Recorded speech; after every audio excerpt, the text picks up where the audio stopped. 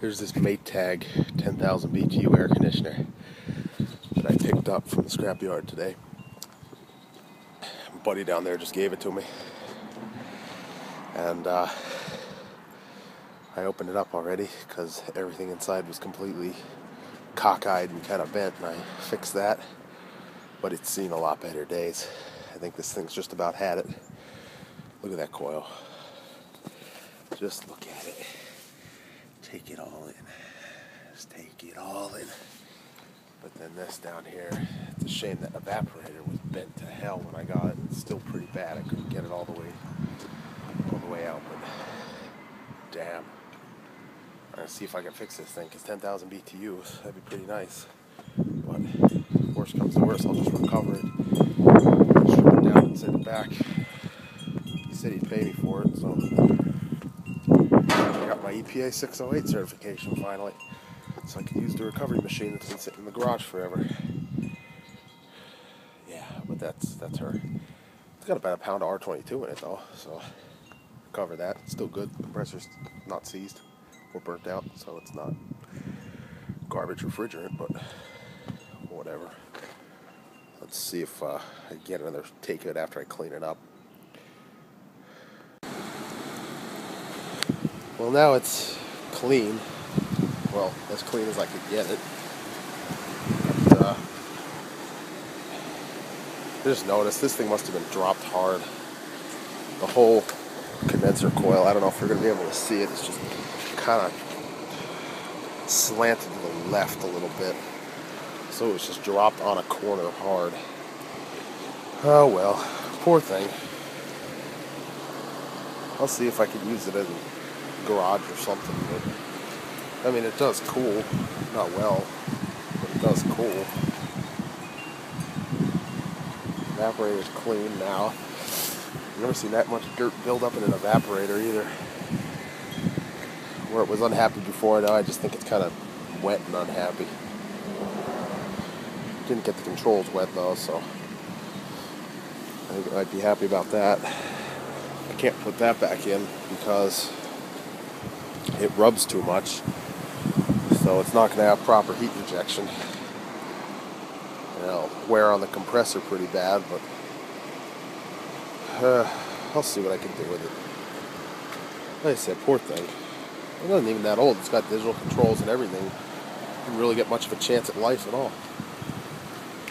Well, I'm going to keep working on it. Well, here she is. I just hit her with I just hit it with like a ton of car wash, because I noticed there was some green shit stuck to the bottom of that coil. So I hit it with a ton of car wash, rinsed the hell out of it so there's no more foam left in it. Excuse the car stereo, by the way.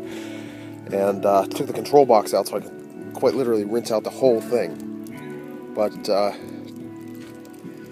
think the lesson we can all learn here is clean your air conditioners, because this is one of the worst ones I've seen. Because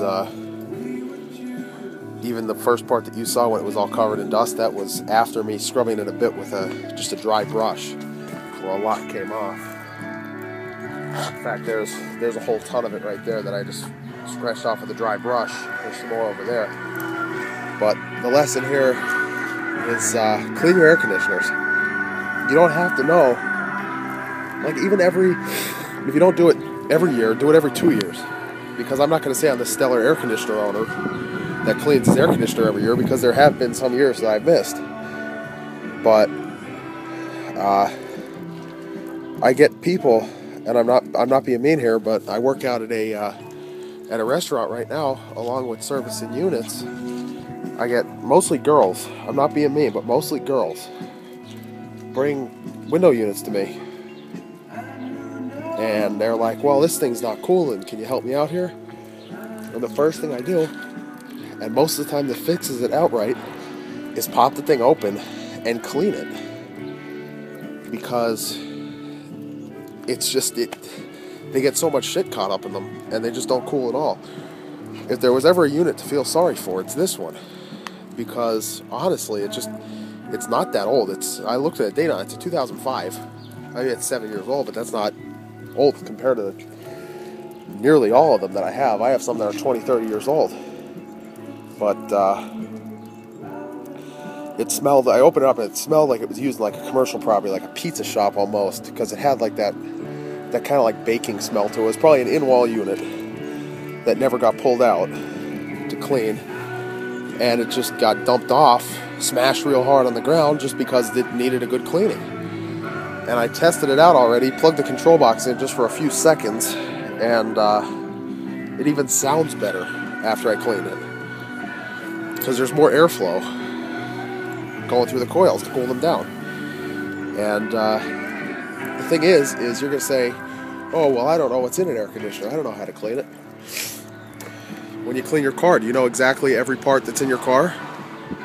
No. You don't have to know exactly what's in an air conditioner to clean an air conditioner. It's about 6 screws. Pop the outside cover off and just hose it out. You don't have to use soap. Just use common sense. Don't get your controls all soaking wet. And if you do, let them dry out. Don't chop anything, obviously, or jar it around too much, but it's not hard to clean an air conditioner. You don't have to know what's in it. Anybody can really do it. And I'm sure I'm going to get some people that disagree with me, but hey, can't agree on everything. But there she is. I'm going to get her all put back together now, dry it out, and hopefully we'll have a good running 10,000 BTU air conditioner for free. Well, here she is, all cleaned and finished. Cools just fine now. It was just so dirty that it was just killing it. You'll notice a few things are missing. There actually is good airflow through that condenser without the guard on it. You'll notice that a few things are missing because they were just bent out of shape. One is that baffle, which you can't see. And another thing is the little plate that protects the coils from vandals, the elements and stuff. That's gone. That just never came with it. And just getting rid of that last little piece. It is exactly what I thought it is. It's a rebadged fetters. Because I was looking at it, that front looks awful lot like a lot of fetters units I've seen. But there it is, happy, sitting on top of the Ecolab bucket. Side curtains still need to be cleaned out a bit, but it'll all come in time.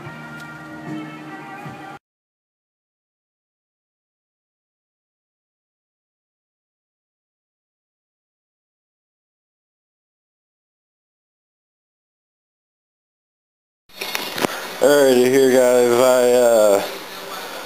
I got a tutorial here on how to take the copper out of your radiator.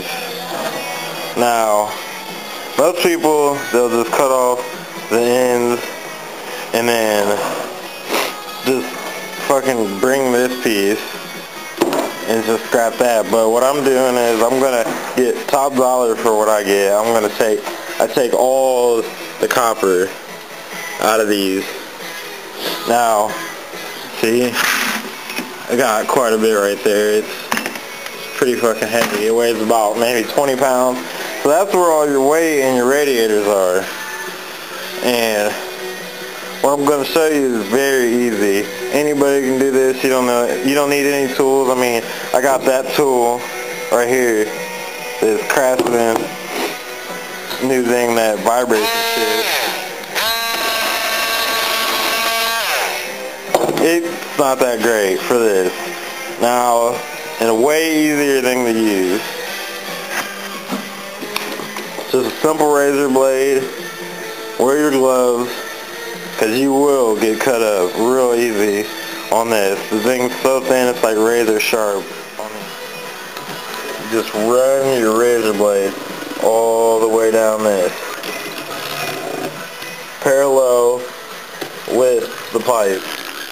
And it's so easy, it'll be ridiculous. If you haven't thought of this, you'll be happy that I showed you this. It's real fucking easy. All you have to do is just run it linear. Once you get that done, take a tool like the chisel like this, or a screwdriver, and just pry back the aluminum. Alright. Alright, I'm going to show you a little closer look on how to take your copper out of air conditioner radiator. So I'm just going to run this down parallel,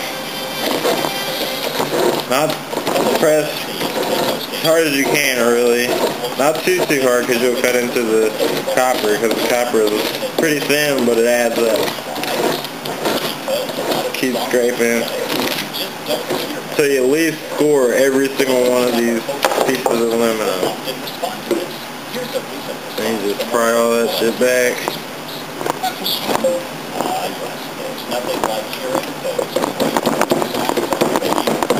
However you want to do it. Now take your screwdriver and kind of wiggle it out. Try wiggling it around a little bit.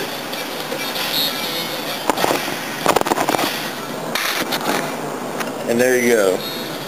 Got yourself a nice piece of copper. And you just bend it, break it, throw it into your bin or wherever you're keeping that, and as easy as that. Alright guys, I'm going to show you how to sawzall through this aluminum. Now, as you can tell, right here, there was a copper pipe there and a copper pipe right there. They always run diagonal. For some reason, I'm not sure why they run diagonal, but it really makes it hard to fucking get all the copper out. So make sure you get each side stripped of copper first. Alright.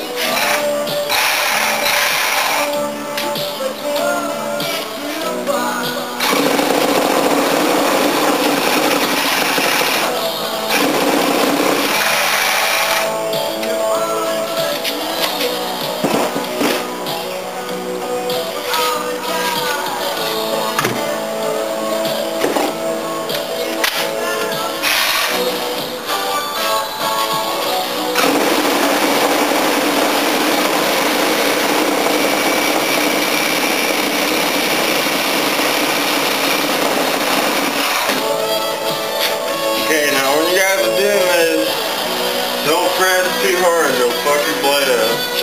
It'll probably break because all the friction is cutting it. But take it easy, let the blade do the work for you. Just lightly press down, just hold it in place.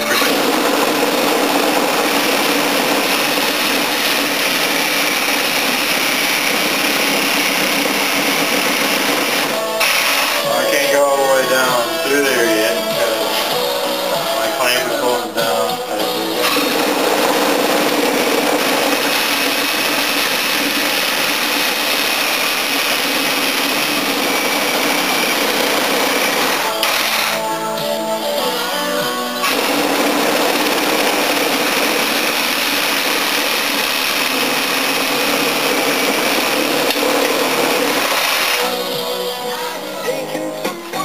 Alright, now that I got all my pieces cut, I'm just gonna do the same thing I just taught you guys how to do earlier. Just strip it. Sometimes you can pull it straight off. And make sure you save all your aluminum too, because you want to get the most bang for your buck, especially since you're doing all this fucking work on this radiator. So yeah. Once you get all this stuff done, just go ahead and lay it down, start stripping them all the way down. It should be a whole lot easier because your blade kind of cuts and strips it a little bit for you, but if you did happen to cut through all the way through a pipe like halfway, don't worry about it. Just make sure you find the other piece that you can put in your collection. It doesn't really matter if it is straight or not. I just got everything done. I got a freaking heaping mound of aluminum. Not very heavy, maybe 5 pounds. probably. I don't know how heavy the bucket is, but hey, it doesn't matter. I'm about to show you how to make a brick like this. Nice, like 2-pound brick of aluminum. So, as you can see, I have just a basic makeshift, like little, you know, compactor. You know, you gotta have something to compact it with. Got this big piece of wood and another hollow piece of wood with no bottom, so I can take everything out. Okay, so first things first, I'm gonna put that on the ground. Oh yeah, and make sure you have some other type of aluminum to put as your base so that all the little chips of aluminum will stay in the bottom.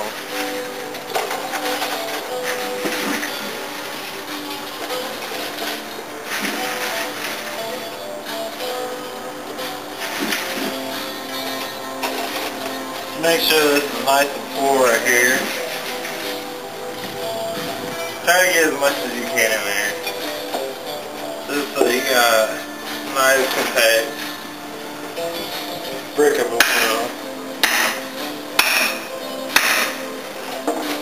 And save your space in your car, if you have a car.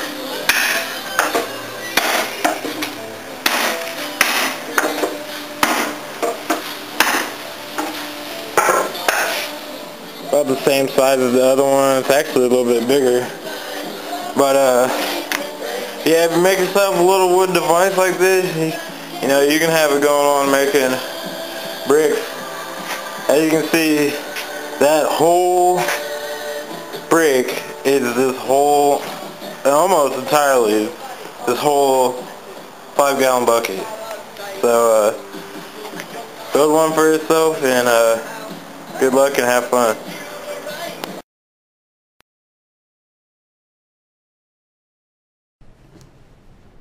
Bereiten Sie für die Hochdruckreinigung des Verdampfers alles so vor, wie in der Anleitung, die dem Reparaturset beiliegt, beschrieben. Prüfen Sie, ob die Sprühlanze zum Fahrzeugmodell passt. Gegebenenfalls muss sie, entsprechend der Sprührichtung, leicht gebogen werden. Füllen Sie unter Einhaltung aller Sicherheitsvorschriften die komplette Reinigungslösung in die zum Reinigungsset gehörende Druckbecherpistole und schließen Sie diese.